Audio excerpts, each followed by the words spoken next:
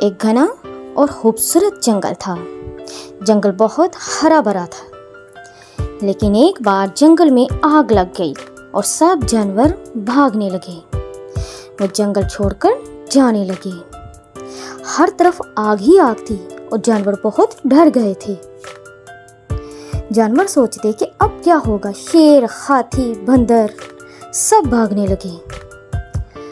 बादशाह बहुत परेशान हो गया कि मेरा जंगल अब नहीं बच सकेगा। जानवरों ने कहा, बादशाह सलामत, अब हम अपना जंगल नहीं बचा पाएंगे। हर तरफ आग है, लेकिन एक चिड़िया बार बार अपनी चोंच में पानी भरती और आग पर डालती। वो इसी तरह से बार बार पानी लाती और आग पर डालती जाती।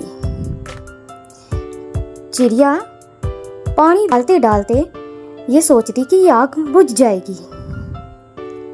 चिड़िया फिर से जाती है और अब पानी भरकर लाती है। ये सब देखकर शेर हंसने लगा और बोला, चिड़िया, इतनी छोटी सी चोंच में पानी भरकर ला रही हो और तुम इस आग को बुझा दोगी? चिड़िया ने मुस्कुराकर जवाब दिया, बादशाह सलामत, मैं ये आग तो शायद ना बुझा पाऊँ, लेकिन मैं अपना हिस्सा जरूर डालूंगी। अगर सब जानवर अपना हिस्सा डालने लगे तो शायद ये आग बुझ जाए और हमारा जंगल बच जाए। ये सुनकर सब जानवर शर्मिंदा हुए और फिर सब जानवरों ने अपना हिस्सा डाला और आग पर पानी डालना शुरू किया। इस तरह जंगल की आग बुझ गई। तिनका तिनका करने से बहुत कुछ हो सकता है।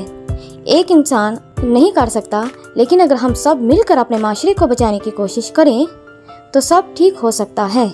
सब जानवर दोबारा वहाँ खुशी खुशी रहने लगे। वहाँ सब जानवरों ने अल्लाह का शुक्र अदा किया कि उन्होंने चिड़िया की नसीहत पर अमल करके अपने जंगल को बुझा लिया। किसी भी मुश्किल में हमें मिलजुल कर काम करना चाहिए।